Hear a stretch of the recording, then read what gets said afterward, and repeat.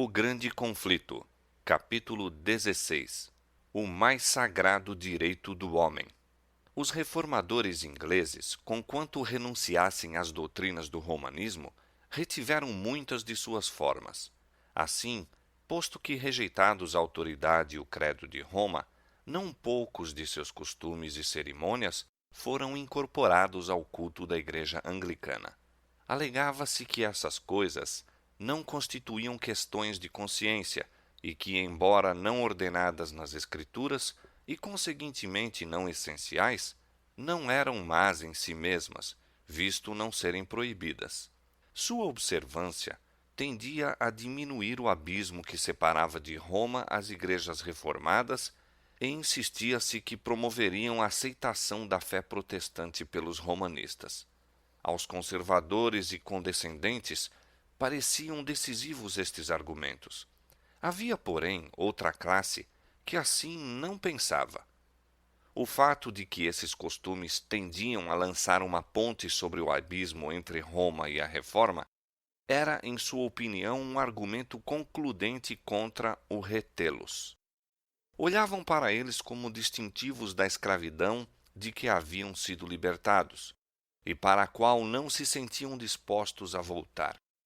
Raciocinavam que Deus, em sua palavra, estabeleceu regras para ordenar o seu culto e que os homens não estão na liberdade de acrescentar a essas regras ou delas tirar qualquer coisa. O princípio mesmo da grande apostasia consistiu em procurar fazer da autoridade da Igreja um suplemento da autoridade de Deus.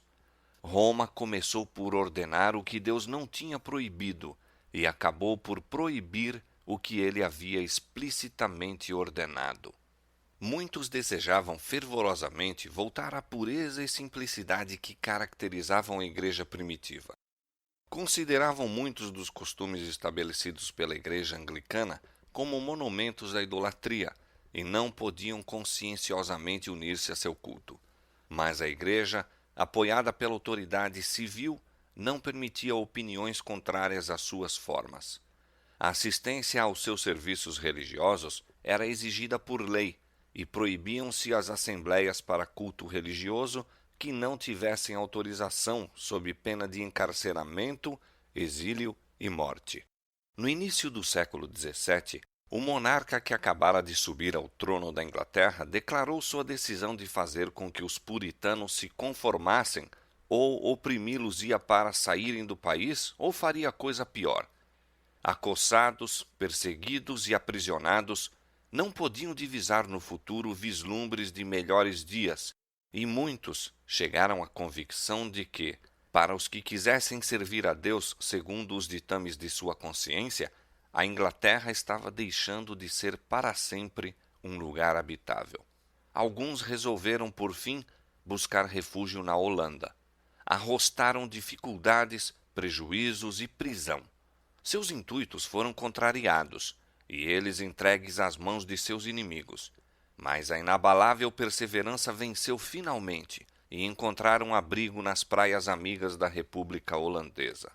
Em sua fuga, deixaram casas, bens e meios de vida. Eram estrangeiros em terra estranha, entre um povo de língua e costumes diferentes.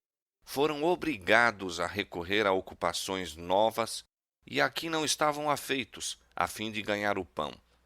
Homens de meia idade que haviam despendido a vida no cultivo do solo, tiveram agora de aprender ofícios mecânicos.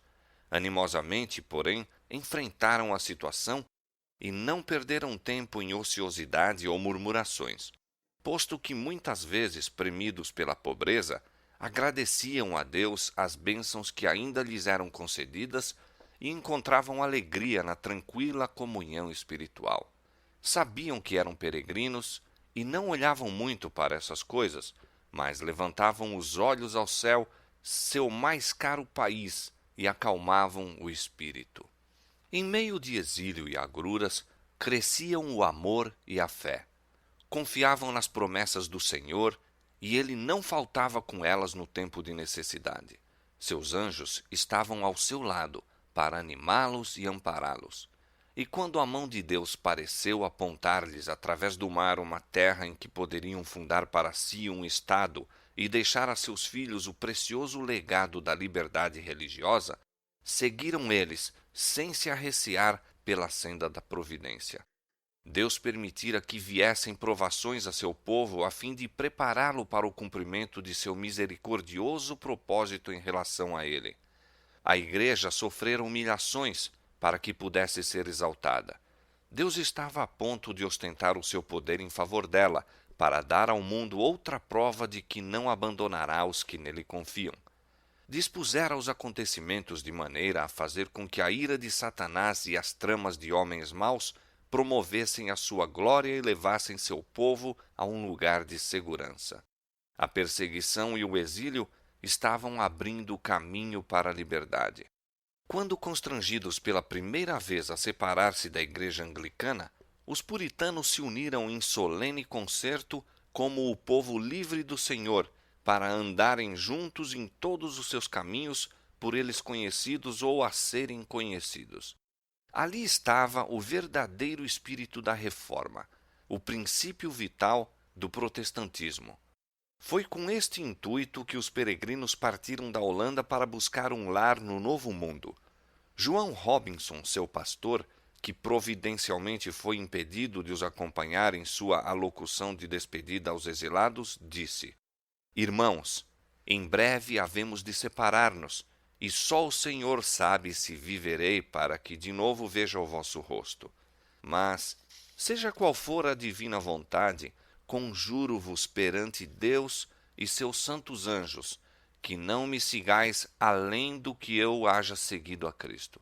Se Deus vos revelar algo mediante qualquer outro instrumento seu, sede tão prontos para recebê-lo como sempre fostes para acolher qualquer verdade por intermédio de meu ministério. Pois estou seguro de que o Senhor tem mais verdade e luz a irradiar de sua palavra. De minha parte, não posso deplorar suficientemente a condição das igrejas reformadas, que, em religião, chegaram a um período estacionário e não irão agora mais longe do que os instrumentos de sua reforma. Os luteranos não poderão ser arrastados a ir além do que Lutero viu, e os calvinistas, vós o vedes, estacam onde foram deixados por aquele grande homem de Deus, que não vira contudo todas as coisas. Esta é uma calamidade muito para se lamentar, pois, embora fossem luzes a arder e brilhar em seu tempo, não penetraram em todo o conselho de Deus, mas se vissem hoje, estariam tão dispostos a receber mais luz como o estiveram para aceitar a que a princípio acolheram. Lembrai-vos de vosso concerto com a igreja, no qual concordastes em andar em todos os caminhos do Senhor, já revelados ou por serem ainda revelados. Lembrai-vos de vossa promessa e concerto com Deus e de uns com os outros, de aceitar qualquer luz e verdade que se vos fizesse conhecida pela palavra escrita. Mas, além disso, tende cuidado, eu vos rogo, com o que recebeis por verdade, e comparai-o, pesai-o com outros textos da verdade antes de o aceitar, pois não é possível que o mundo cristão, depois de haver por tanto tempo permanecido em tão densas trevas anticristãs, obtivesse de pronto um conhecimento perfeito em todas as coisas. Foi o desejo de liberdade de consciência que inspirou os peregrinos a enfrentar os perigos da longa jornada através do mar, a suportar as agruras e riscos das selvas e lançar, com a bênção de Deus nas praias da América, o fundamento de uma poderosa nação. Entretanto, sinceros e tementes a Deus como eram, os peregrinos não compreendiam ainda o grande princípio da liberdade religiosa. A liberdade, por cuja obtenção tanto se haviam sacrificado, não estavam igualmente dispostos a conceder a outros. Muito poucos, mesmo dentre os mais eminentes pensadores e moralistas do século XVII, tinham exata concepção do grandioso princípio, emanado do Novo Testamento, que reconhece a Deus como único juiz da fé humana. A doutrina de que Deus confiara à Igreja o direito de reger a consciência e de definir e punir a heresia é um dos erros papais mais profundamente arraigados. Conquanto os reformadores rejeitassem o credo de Roma, não estavam inteiramente livres de seu espírito de intolerância. As densas trevas em que, através dos longos séculos de domínio, havia o papado envolvido a cristandade inteira, não tinham sido mesmo então completamente dissipadas. Disse um dos principais ministros da colônia da Baía de Massachusetts: foi a tolerância que tornou o mundo anticristão e a Igreja nunca sofreu dano com a punição dos hereges. Foi adotado pelos colonos o regulamento de que apenas membros da Igreja poderiam ter voz ativa no governo civil. Formou-se uma espécie de estado eclesiástico, exigindo-se de todo o povo que contribuísse para o sustento do clero, concedendo-se aos magistrados autorização para suprimir a heresia. Assim, o poder secular encontrava-se nas mãos da Igreja. Não levou muito tempo a que estas medidas tivessem o resultado inevitável, a perseguição. 11 anos depois do estabelecimento da primeira colônia, Rogério Williams veio ao Novo Mundo. Semelhantemente aos primeiros peregrinos, viera para gozar de liberdade religiosa, mas, divergindo deles, viu, o que tão poucos em seu tempo já haviam visto, que esta liberdade é direito inalienável de todos, seja qual for o credo professado. E era ele fervoroso inquiridor da verdade, sustentando, juntamente com Robinson, ser impossível que toda a luz da palavra de Deus já houvesse sido recebida. Williams foi a primeira pessoa da cristandade moderna a estabelecer o governo civil sobre a doutrina da liberdade de consciência, da igualdade de opiniões perante a lei. Declarou ser o dever do magistrado restringir o crime, mas nunca dominar a consciência. O público ou os magistrados podem decidir, disse, o que é devido de homem para homem, mas quando tentam prescrever os deveres do homem para com Deus, estão fora de seu lugar e não poderá haver segurança, pois é claro que se o magistrado tem esse poder, pode decretar um conjunto de opiniões ou crenças hoje e outro amanhã, como tem sido feito na Inglaterra por diferentes reis e rainhas e por diferentes papas e concílios da Igreja Romana, de maneira que semelhante crença degeneraria em acervo de confusão. A assistência aos cultos da Igreja oficial era exercida sob pena de multa ou prisão. Williams reprovou a lei. O pior regulamento do Código Inglês era o que tornava obrigatória a assistência à igreja da paróquia. Obrigar os homens a unirem-se aos de credo diferente considerava ele como flagrante violação de seus direitos naturais. Arrastar ao culto público os irreligiosos e os que não queriam apenas se assemelhava a exigir a hipocrisia. Ninguém deveria ser obrigado a fazer culto, acrescentava ele, ou custear um culto contra a sua vontade. Pois que, exclamavam seus antagonistas, aterrados com os seus dogmas, não é o obreiro digno de seu salário? Sim, replicou ele, dos que o assalariam. Rogério Williams era respeitado e amado como ministro fiel e homem de raros dons, de inflexível integridade e verdadeira benevolência. Contudo, sua inabalável negação do direito dos magistrados civis à autoridade sobre a Igreja e sua petição de liberdade religiosa não podiam ser toleradas. A aplicação desta nova doutrina, dizia-se insistentemente, subverteria o fundamento do Estado e do governo do país. Foi sentenciado a ser banido das colônias e, finalmente, para evitar a prisão, obrigado a fugir para a Floresta Virgem, debaixo do frio e das tempestades do inverno. Durante 14 semanas, diz ele, fui dolorosamente torturado pelas inclemências do tempo, sem saber o que era pão ou cama, mas os corvos me alimentaram no deserto, e uma árvore oca muitas vezes lhe serviu de abrigo. Assim continuou a penosa fuga através da neve e das ínvias florestas, até que encontrou refúgio numa tribo indígena, cuja confiança e afeição conquistara enquanto se esforçava por lhes ensinar as verdades do Evangelho. Tomando finalmente, depois de meses de vicissitudes e vagueações, rumo às praias da Baía de Narragansett, lançou ali os fundamentos do primeiro Estado dos tempos modernos, que, no mais amplo sentido, reconheceu o direito da liberdade religiosa. O princípio fundamental da colônia de Rogério Williams era que todo homem teria liberdade para adorar a Deus segundo os ditames de sua própria consciência.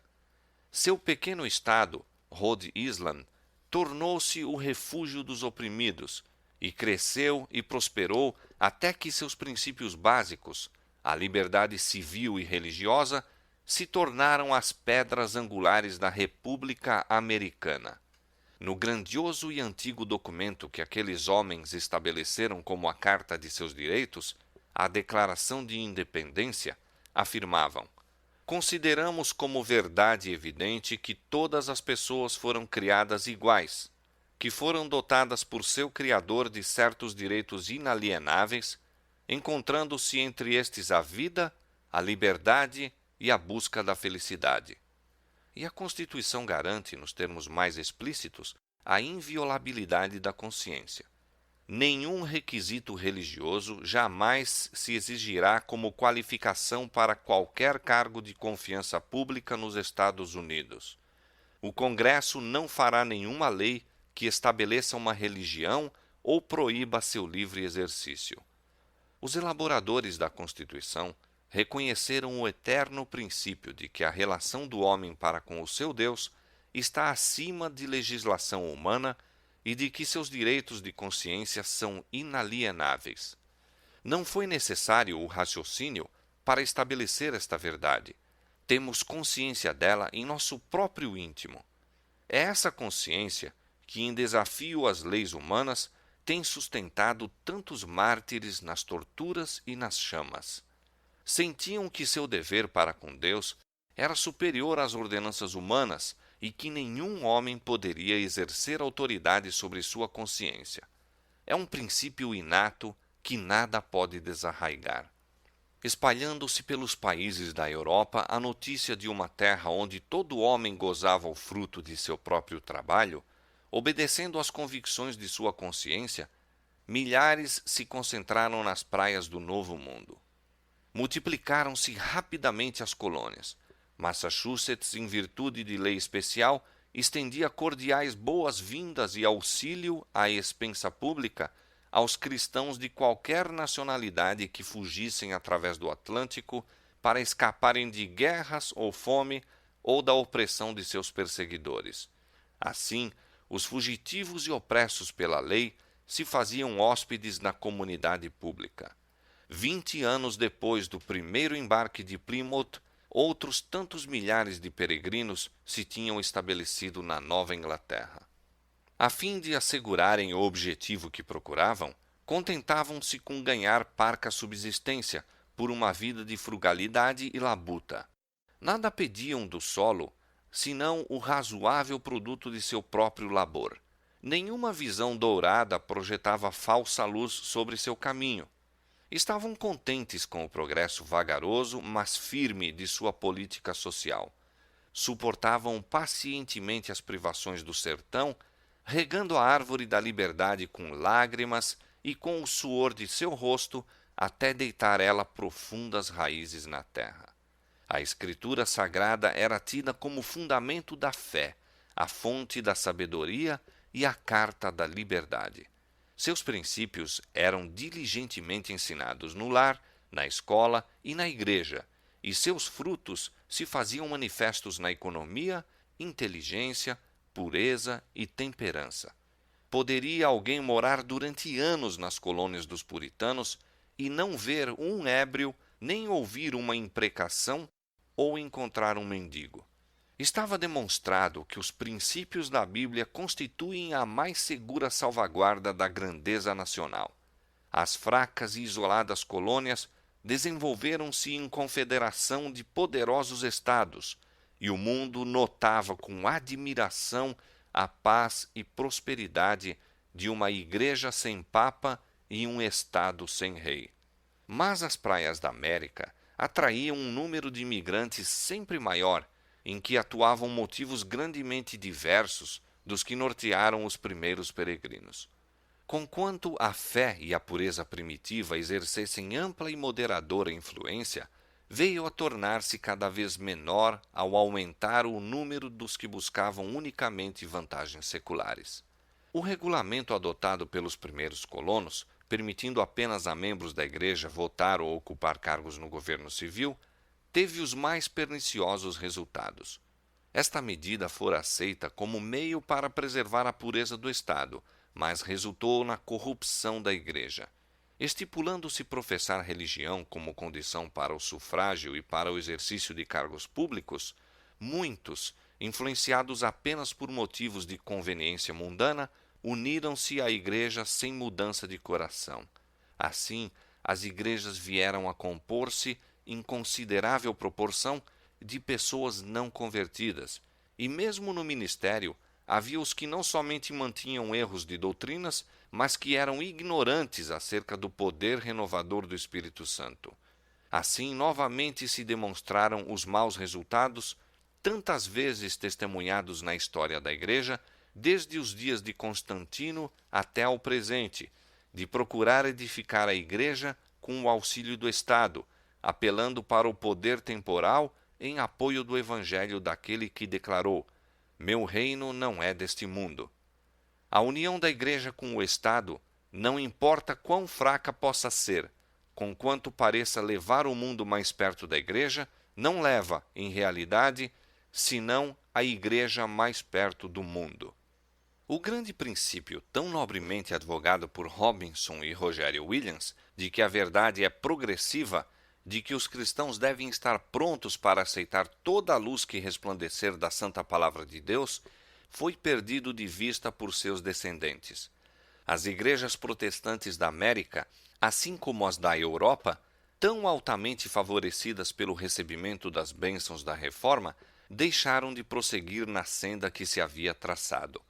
Posto que de tempos em tempos surgissem alguns homens fiéis, a fim de proclamar novas verdades e denunciar erros longamente acariciados, a maioria, como os judeus do tempo de Cristo ou os romanistas do tempo de Lutero, contentavam-se em crer como creram seus pais e viver como eles viveram. Portanto, a Igreja degenerou novamente em formalismo, e erros e superstições que houvesse Igreja continuado a andar à luz da palavra de Deus teriam sido repudiados, foram acalentados e retidos. Desta arte, o espírito que fora inspirado pela Reforma foi gradualmente arrefecendo até haver quase tão grande necessidade de reforma nas igrejas protestantes como na Igreja Romana ao tempo de Lutero. Havia o mesmo mundanismo e apatia espiritual, idêntica reverência às opiniões de homens e substituição dos ensinos da palavra de Deus pelas teorias humanas.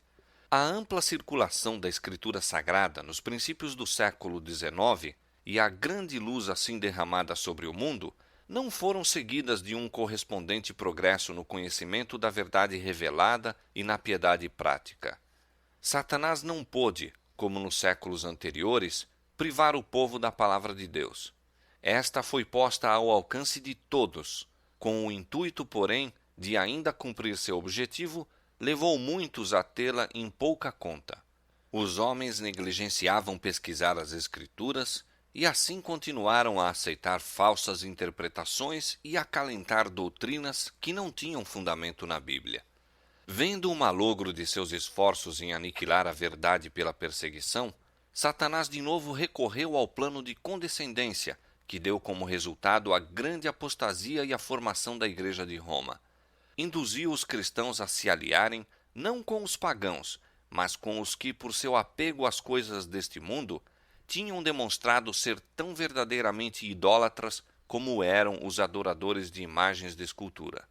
E os resultados desta união não foram menos perniciosos então do que nos séculos anteriores. O orgulho e a extravagância eram acoroçoados sob o disfarce de religião e as igrejas se tornaram corruptas. Satanás continuou a perverter as doutrinas da Escritura Sagrada e tradições que deveriam fazer a ruína de milhões estavam a deitar profundas raízes. A igreja mantinha e defendia essas tradições em vez de contender pela fé que uma vez foi dada aos santos. Assim, se degradaram os princípios por que os reformadores tanto haviam realizado e sofrido.